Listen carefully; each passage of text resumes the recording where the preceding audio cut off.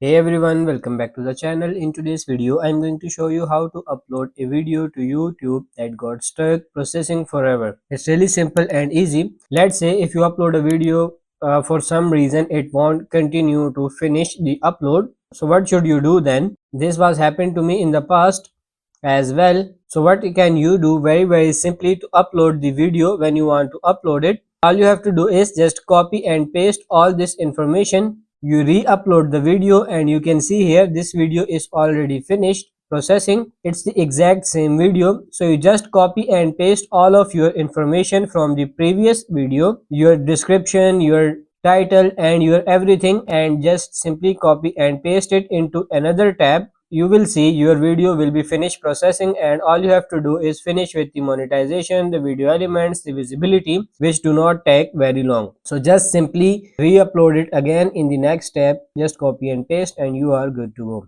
So that's pretty much it for this video. I hope this video was helpful. If it is, like it and subscribe to the channel. Thank you.